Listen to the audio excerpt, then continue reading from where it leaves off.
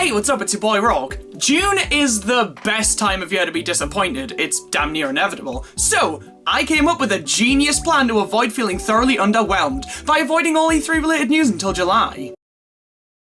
It was worth a shot.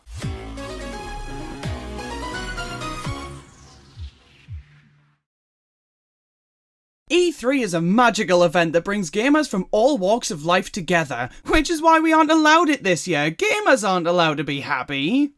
They're gamers! E3 2022, after an all-digital event in 2021 that saw a lot of companies holding hour-long events to talk about their feelings and very little else, they decided to go for an interesting new tactic of giving up. Yup, after previously being announced as another all-digital event, E3 2022 was cancelled for a number of reasons, the biggest of which being, nobody needs this. In a world of Nintendo Directs and the like, video game companies can hold their own digital events without needing to pay through the nose to be involved in E3. Without a physical presence, it's just not necessary. Of course, there is merit to the event. Having an all-encompassing week-long event dedicated entirely to video games is important. It brings a lot more attention to the individual shows than there would be without it. And for us gamers, it's the best week of the year. Even if you couldn't give a f*** about half the things announced. E3 is a time to be excited. Having the whole gaming community come together to listen to Todd Howard, it's a feeling like no other.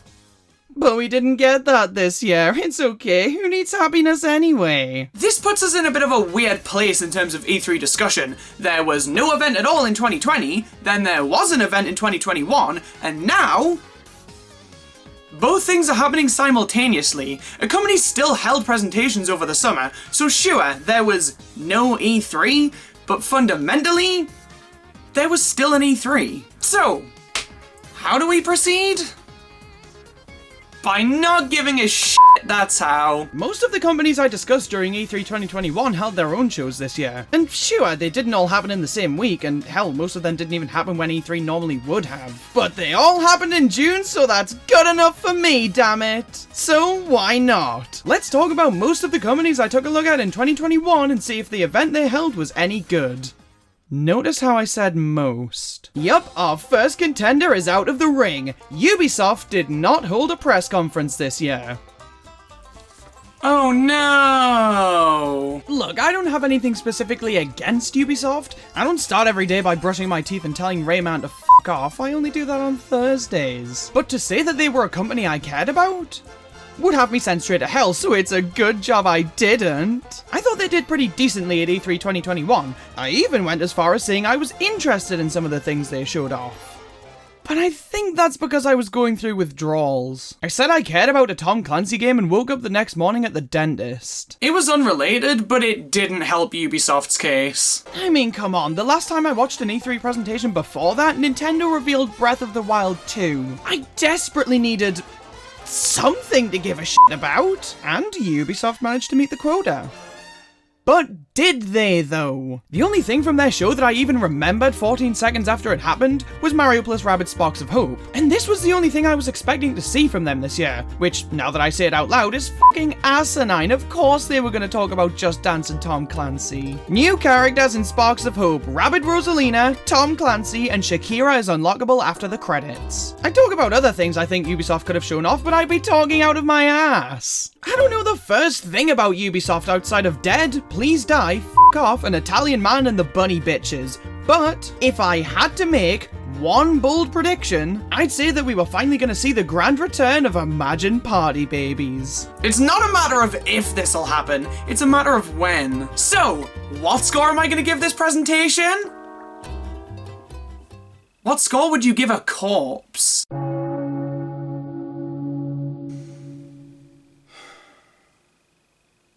I'm more of a fan of cremation. The only way to mourn the loss of someone you don't care about is to talk about two people you don't care about. So let's talk about Microsoft and Bethesda. Oh, Microsoft and Bethesda. Two companies who would hold their own shows that are always mediocre to average at best for the second year in a row now are doing one presentation together. So, let's see what they have cooking for us this year. Did somebody say Forza? Yes! I said if they show Forza, I'll fucking scream! The show opened up with the full reveal of Redfall, that game that ended off Microsoft's 2021 show and left everybody questioning their faith in Xbox. Can't question your faith if you don't have any to begin with. That original reveal made this game look like a spiritual successor to Left 4 Dead and not much more than that.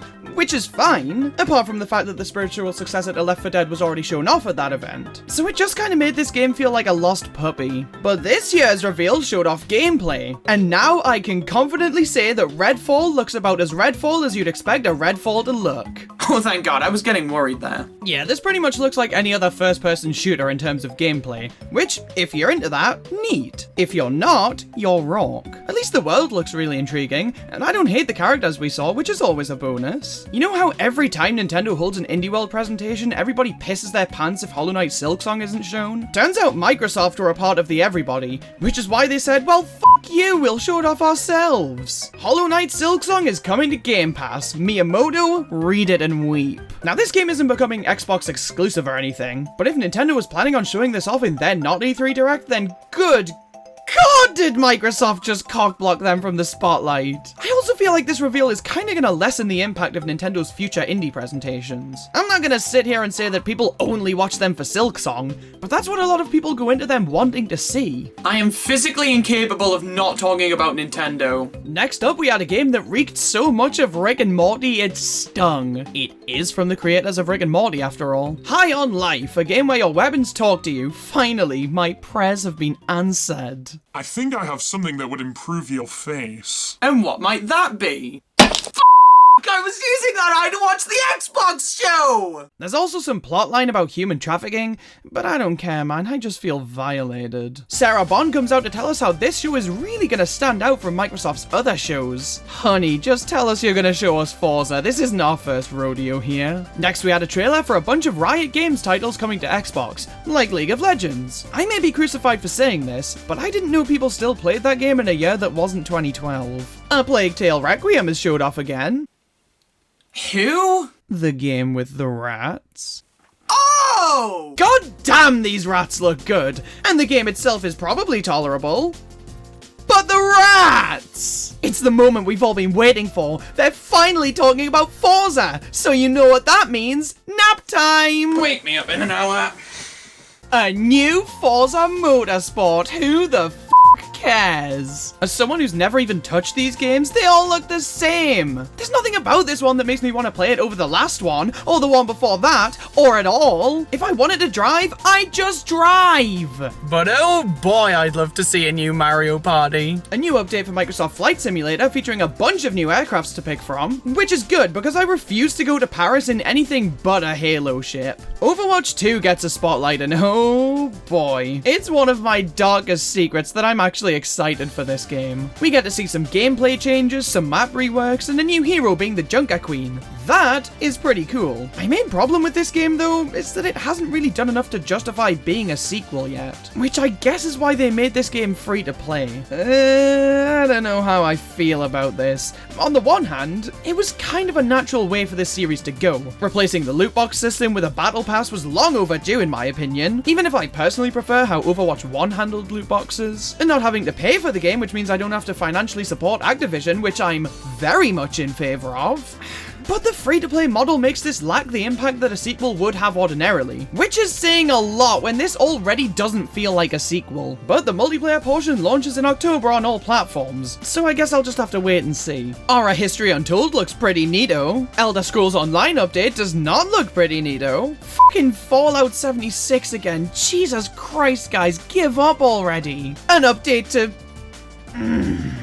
Forza Horizon 5. I said wake me up in an hour! Ark Survival Evolved is getting a sequel. Okay, seems interesting. Just make sure you keep this thing the hell away from the Switch or I'm gonna have to call pest control. Scorn. This is one of the most grotesque trailers I've ever seen for a game. And I'll be honest, it seemed pretty intriguing. Now, heading into Microsoft's show, there was a pretty strong rumor that a new Banjo-Kazooie game was in the works, after all these years of the franchise being dormant, and it was set to be revealed in this presentation. Flintlock. Nice to see they're making the most out of this IP. Fellas, they finally did it. They made Minecraft 2. This is a big day for all fans of not sex. Minecraft Legends, a Minecraft real-time strategy game. Basically, it's Pikmin, but with squares. This is definitely a smart move, and something that isn't new to the franchise. But putting the world of Minecraft into genres that a lot of Minecraft players wouldn't ordinarily try out, but will now just because it's Minecraft! Yeah, I'll give them that. A very wise move. Steve is the Mario of the next generation of gamers. Which means they're f***ed. Next up, we had Leiter Frontier. This game looked incredibly charming, with its colours that really pop, its really unique looking gameplay and style. It's just really nice to see Microsoft get behind games that aren't that. Yes! Gunfire Reborn! It's Overwatch with lizards, dogs, and a fun bonus of looking tolerable to play! Game of the year, baby! The Last Case of Benedict Fox. I really like the look of this game, honestly, which is more than I can say for As Dusk Falls because I do not know what the hell they were trying to communicate with that trailer. Noriga Bladepoint looks like Microsoft got all pouty about Bayonetta 3 being a Switch exclusive and said, "We'll make our own Bayonetta, that'll show you." Stop trying to get your dad's approval, it's never gonna work. Pendament has a wicked art style. I love when games really push our expectations creatively, and this game definitely fits the bill in that regard. Another trailer for Grounded. I had no idea this game existed until I saw it in last year's presentation, and I've waited a whole year to forget about it again. Ereban, however the hell you pronounce that. This game looks wicked. I really like the look of the gameplay they showed off here. Diablo 4! As someone who hasn't as much as been in a 5-mile radius of this series, I gotta say, you really blindsided me with that one. Considering it's been 10 years since Diablo 3 came out, I'll give this announcement my patented It's About Damn Time award. A Sea of Thieves update, Ravenlock, which is another game that screams don't put me on the same platform as Halo, Cocoon, which looks pretty solid, Wo Long Fallen Dynasty? It isn't Hyrule Warriors, so it's a no from me. Persona is coming to the Xbox? What the f***? Of all of the current gen systems that don't currently have Persona 3, 4, and 5 yet, you really chose to put them on the Gears of War box before the Fire Emblem machine? JRPGs just feel so out of place on Xbox. Fine for anybody who likes them, and a great move for expanding the Persona brand, but I don't think anybody's gonna see this announcement and say, well, I wasn't gonna buy an Xbox, but this PSP game's making me feel things. Phil Spencer's here, everybody, and he's here to tell us that Microsoft are working with Hideo Kojima on a brand new game. That's great! Can we see it? I didn't expect any follow-up questions. And finally, the rest of the show was dedicated to the full reveal of Bethesda's Starfield. It looked okay. Put it this way, it's an Elder Scrolls game in space. It's obviously going to be incredibly high quality. It just isn't really doing anything to grab me, personally. I couldn't even really pinpoint any specific reason why that's the case. It just looks like something I know will be decent, but I don't really know if I'll actually have much fun with. But, considering this game was initially teased with a logo reveal in 2018, and we finally saw a good amount of gameplay 4 years later, yeah, I'll give them that. It was good to finally know just what the hell this game is. And that was Microsoft and Bethesda. As always, pretty damn good. Nothing I personally got all too excited about, which doesn't really surprise me, but definitely a solid lineup overall. And being the first actual show of this year means that it gets to be the first victim of judgment. Next up was Square Enix. Kidding. Yeah, we have another fallen fighter here, as Square Enix didn't hold a general presentation this June. Is it okay for me to not be disappointed? Oh wow, another studio that isn't Nintendo that Rawk doesn't care about. Who would have thought? Listen, I'm open to having an opinion that matters, but after their abysmal showing at E3 2021, my give a shit meter was out of commission. Good God, man, they may as well have force-fed a diabetic kid chocolate on stage until he died at last year's show. To which all of the Square Enix fans would have said, at least it wasn't a drug overdose. Yeah, but the kid's still fucking dead, though. But to be fair, I think I'd rather die by sugar than ketamine. Do I have faith that Square would have given a better show this year? They've made some of the most revolutionary and well-revered games of all time, so I hardly think one bad show is indicative of any and all future shows. Would I have been surprised if they f***ed up again? No, and I'd be £500 richer. Does pandering count as f***ing up? Alright. Let's be fair here. Square Enix did hold a presentation celebrating the 25th anniversary of Final Fantasy VII.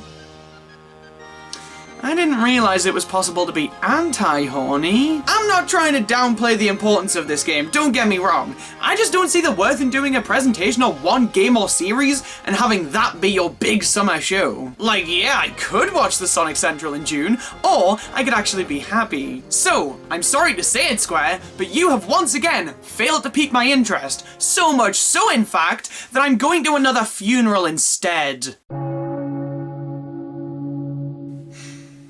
Oh my god, they didn't even get the corpse right!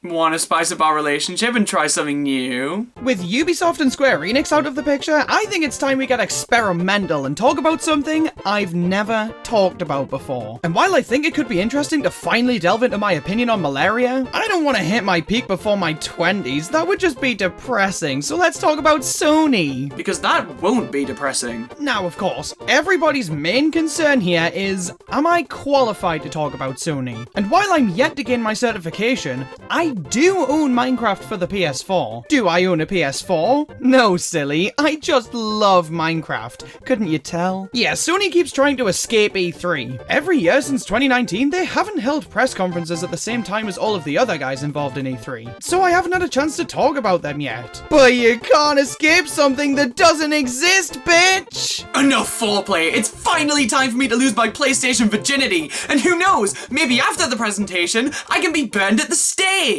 First up, we had Resident Evil 4 Remake. A remake of one of, if not the most beloved game in the Resident Evil series? Makes almost too much sense. Even if RE4 can be played on a toaster at this point. From what I can tell, they seem to be leaning even further into the spookier elements, which is pretty damn cool. Then we got some PlayStation VR 2 talk. I have absolutely no doubt that I'm the only person alive who didn't know about the PlayStation VR 2. But hey, we got to play Resident Evil 8 in VR, so that makes up for it. Walking Dead VR, No Man's Sky VR, Horizon VR. The extent of my VR experience is Fruit Ninja, so I'm really not too interested in this stuff. But good for you if you are. Horizon Forbidden West update. Every time I see gameplay of either this or Zero Dawn, I'm always blown away by how good they look, man. And if I ever play Forbidden West, I can do it all over again with New Game Plus. Spider-Man PS4 is coming to PC. Did not see that coming. Stray, a game where you play as a cat and make your way around this freaky futuristic city by doing things that cats do, like licking your ass. All jokes aside though, this game looks so cool, and a lot better than other cat games on PlayStation. You thought you could live peacefully knowing I wouldn't shit on catlateral damage? Live in fear. The Callisto Protocol has a really compelling world and atmosphere, but I could do without the zombies. This was like the 4th game so far to have zombies as a main threat. But other than that, this game looks fantastic. Rollerdrome combines Tony Hawk and Genocide with a really fun art style to give a game that looks like a blast to play. Eternites, I swear to God, this character is from a different anime. I couldn't tell you which one, and the fact that the gameplay really reminds me of No More Heroes isn't helping jog my memory. Street Fighter 6 looks super good. I've never really had any interest in any non-Super Smash Bros. Fighting games, but a rare exception to that was Street Fighter 5. So maybe this will be something I have to keep my eyes on. Never thought I'd be interested in the number 6, but I guess there's a first time for everything. Tunic is coming to PS5.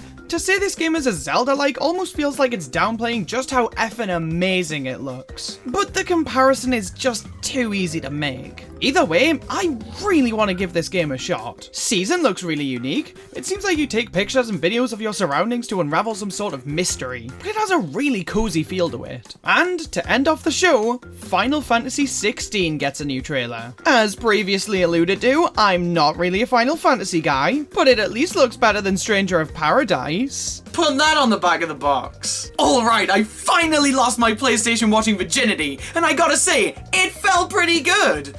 I honestly think Sony might have done a better job than Microsoft this year, which kind of just makes me question their choice to ditch E3 entirely. I get it, they've had some less than stellar shows in the past, especially when E3 had a physical presence, but by having a shorter presentation, they were able to trim some of the fat that Microsoft's show had, and I think they ended up better off for it. Sure, there may not have been as much variety, but there also wasn't as much Forza. This was wholeheartedly warranted.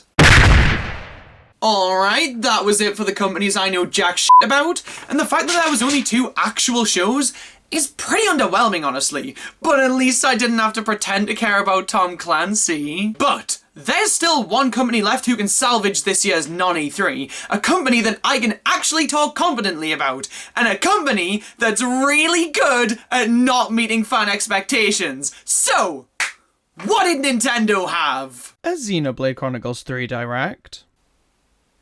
That's exactly what I wanted! Let's be honest here, even if this wasn't what you expected Nintendo to do, this is what you wanted them to do. There's no use in lying because God's listening. This presentation aired on June 22nd and completely blew the lid off of this game. So let's not waste any more time and get into the real meat of this thing. This presentation had a little bit of everything for all Xenoblade fans and non-Xenoblade fans alike. Story details, a massive gameplay showcase, beautiful landscapes, an expansion pass, amiibo support. This game legitimately looks really good. I'm constantly impressed by how massive in scope the Xenoblade games are, and it's honestly baffling to me that they've never sold more than 2 or 3 million units. That's not bad at all, don't get me wrong, but they're all 100 hours each. That's why I still haven't played them yet.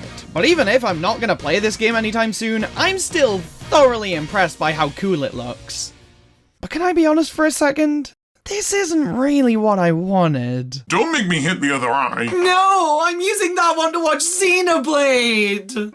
Look, I'm super stoked for Xenoblade fans. Getting this 25-minute presentation showing off what looks to be another fantastic entry in their series. I truly hold no ill will to this series or the people who enjoy it. I was just kind of hoping for not this. I mean, hell, this presentation gave away so much about the game. I'd be surprised if any people who were really excited for this game stuck around for the whole thing. Even though this was a great presentation, it came out exactly when we thought a standard direct was coming. No matter who you are, this was a pretty disappointing move, I'm sorry. This almost feels like a perfect example of Nintendo being Nintendo. Wait until we're all in the mood for one thing, and then give us something that kind of meets our expectations, but by a sheer technicality and nothing more, which then just makes it even more disappointing.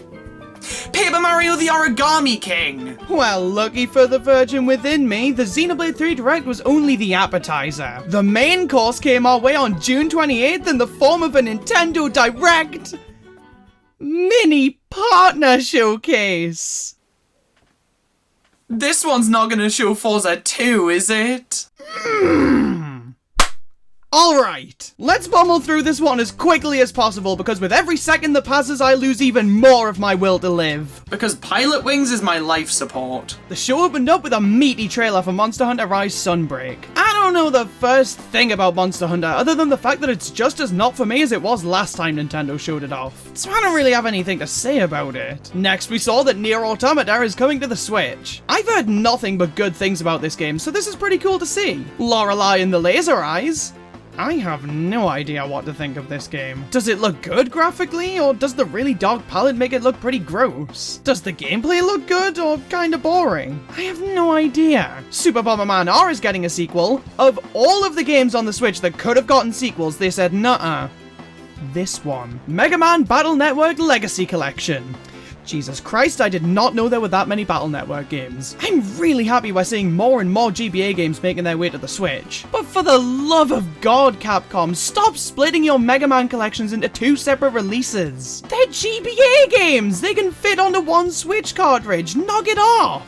Pac-Man World is getting a remake, what the fuck? This is beyond cool. Being a bitch who refuses to own an original PlayStation, I was never gonna have a way of playing this game. So this is very welcome, and this remake just looks really solid overall. Blank looks absolutely precious. I absolutely adore what they showed off here. With it being a textless co-op game, it kinda reminds me of Untitled Goose Game, just with more emotion and less terrorism. Return to Monkey Island. I've never played a Monkey Island game, but it's always nice to see series being reborn. Mario plus Rabbids Sparks of Hope, it's about damn time! We were overdue another look at this game. which is why Ubisoft leaked it the day before the presentation. We got to see the release date here. Ubisoft leaked that. We saw Bowser joining the team. Ubisoft leaked that. And we saw new battle gameplay. Ubisoft wouldn't have the guts to leak that. But it's fine because Mario Rabbids is getting its own presentation. Oh my god, I do not want to talk about Ubisoft anymore. You can't make me. Little Noah looks more Bravely Default than Bravely Default does. Railgrade. You couldn't pay me to have an opinion on this game. RPG Time Legend of Right looks phenomenal and unbelievably creative.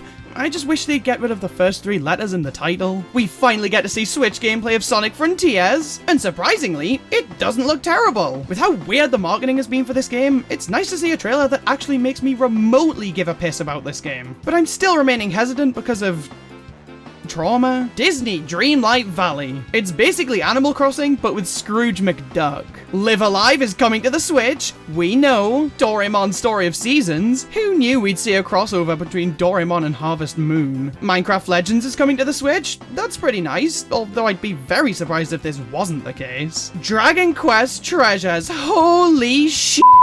I was too distracted by how obnoxiously loud the music was to care about this game. This game is so exciting, it burst my eardrums! Next we had a sizzle reel full of stuff coming to the Switch. Fire Emblem Warriors, Nintendo, we know, No Man's Sky, A Plague Tale Requiem, Cloud version! You tease me with portable rats only to tell me you slept with my worst enemy. Captain Velvet Meteor, your guess is as good as mine. And then the Portal Companion Collection was shadow dropped. That's excellent!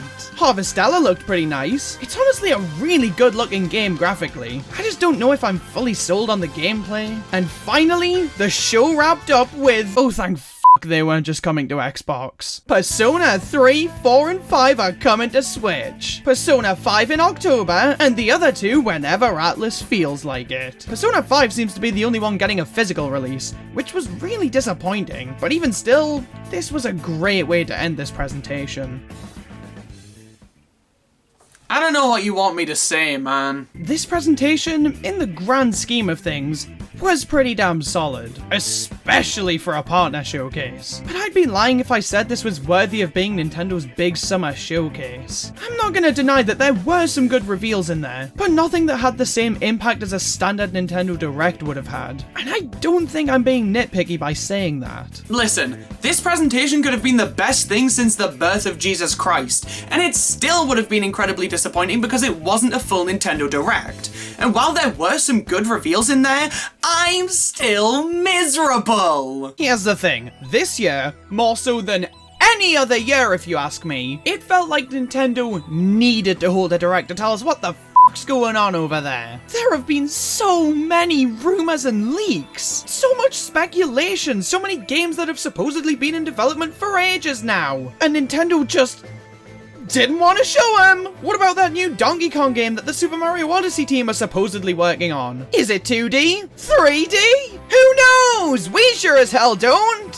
What about that 1-2 Switch sequel that playtesters apparently hated? They could have given us a reason to care about its existence. What about Zelda? We're so far beyond overdue some actual information on Breath of the Wild 2. And is it finally time for Twilight Princess and Wind Waker HD to make their way to the Switch? What about that Metroid Prime remake that's supposedly been done for a while now? Is it just Prime 1 or is it a trilogy collection? And hell, while we're at it, where in God's name is Metroid Prime 4? Was it finally time for Pikmin 4? There were so many things that could have been at this show, but Nintendo just decided, Xenoblade'll do, right? I admit it looks great, but no! Without Nintendo, this not E3 just felt so empty.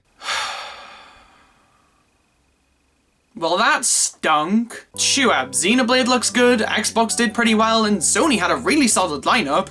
But without Square Enix and Ubisoft to not care about, combined with all of these shows just being scattered around June, this just didn't feel exciting. Every single year we have the same debate of, is E3 dead?